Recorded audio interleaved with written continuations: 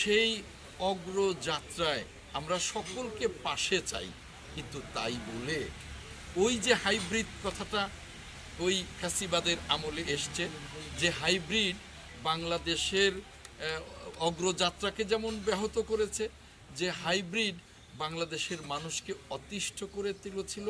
BNP ওই hybrid সম্পর্কে অত্যন্ত সচেতন। ওই হাইব্রিড বিএনপিতে জায়গা পাবে না। ধন্যবাদ। বাংলাদেশের গণতান্ত্রিক অগ্রযাত্রায় সারা জাতি যেমন জেগে উঠেছে এবং বিএনপির সাথে ঐক্যবদ্ধ হয়েছে, তেমনি জাতির ভেতরেই সকল ধর্ম বর্ণের মানুষ বিএনপির সাথে ঐক্যবদ্ধ হচ্ছে।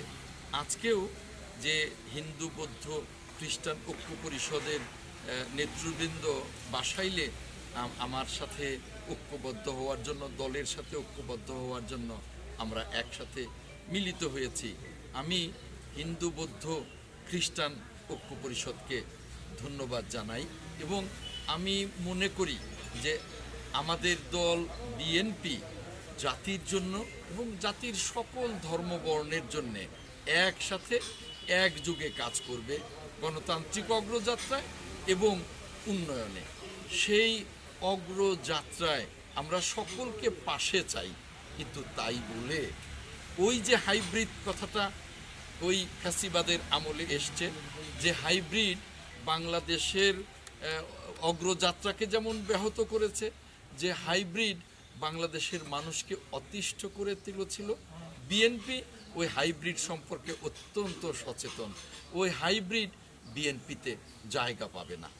আমি বলতে চাই, যেমনি বিএনপিতে হাইব্রিড জায়গা পাবে না, তেমনি এখন যে কতিপয় রাজনৈতিক দল তারা নির্বাচনের মাঠে জনগণের সাড়া না পেয়ে নানা রকমের কথা বলছে। কেউ পিয়ার পদ্ধতির কথা বলছে, কেউ সংস্কারের ধোয়া তুলে নির্বাচনকে পিছিয়ে দেওয়ার চেষ্টা করছে, কেউ বিচারের কথা বলে নির্বাচনকে পিছিয়ে দেওয়ার চেষ্টা করছে। অর্থাৎ নানাজন নানাভাবে নির্বাচনকে পিছিয়ে দেওয়ার চেষ্টা করছে। আমি বলবো যে এই নির্বাচনকে পিছিয়ে দেওয়া মানেই বাংলাদেশের গণতন্ত্রের অগ্রযাত্রাকে পিছিয়ে দেয়া, বাংলাদেশের শিল্পায়নকে পিছিয়ে দেয়া, বাংলাদেশের সমৃদ্ধিকে পিছিয়ে দেয়া। তাই ওই কতিপয় রাজনৈতিক দলকে আহ্বান জানাবো যে আসুন, রাজনীতির মাঠে আসুন। এবার যদি জনগণ সাড়া না দেয়, আপনাদেরকে তো ভবিষ্যতে জনগণ সাড়া দিতে পারে, কিন্তু তাই বলে নির্বাচনকে পিছিয়ে দিয়ে, এই গণতান্ত্রিক অগ্রযাত্রাকে পিছিয়ে দিয়ে বাংলাদেশের অর্থনীতি সমৃদ্ধিকে আপনার পিছিয়ে দেবেন না। আমরা তো দেখছি যে যারা নির্বাচনে জয়ী হতে পারবে না, সেই ধরনেরই কতিপয় রাজনৈতিক দল যারা বিভিন্ন ইস্যুতে নির্বাচন যাতে না হয় অথবা অনেক পিছিয়ে যায়, সেই চেষ্টাটা করছেন নানা ধোয়া তুলে। আমি মনে করি এই ধরনের ষড়যন্ত্র নির্বাচনের জন্য নয়, এই ধরনের ষড়যন্ত্র দেশের জন্য ক্ষতি করবে।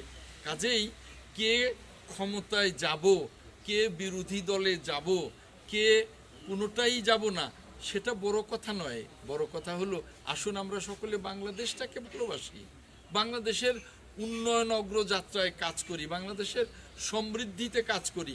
এই নির্বাচনে না যাওয়াটাই বা নির্বাচনে না যাওয়ার বা নির্বাচন না হওয়ার ধোয়া তুলুটাই একটা ষড়যন্ত্র। এই ধরনের ষড়যন্ত্র এখনো যদি অব্যাহত থাকে, তাহলে তো তারাও ওই ফ্যাসিবাদীদের কাতারে চলে গেল।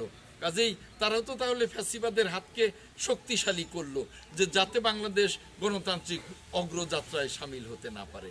কাজেই সকল ষড়যন্ত্র থেকে ওই সংশ্লিষ্ট ষড়যন্ত্রকারীদের বা যারা ষড়যন্ত্রে লিপ্ত হতে চায় তাদেরকে বের হয়ে এসে বাংলাদেশকে ভালোবাসার, বাংলাদেশের গণতন্ত্রে সামিল হওয়ার আহ্বান জানাই। ধন্যবাদ।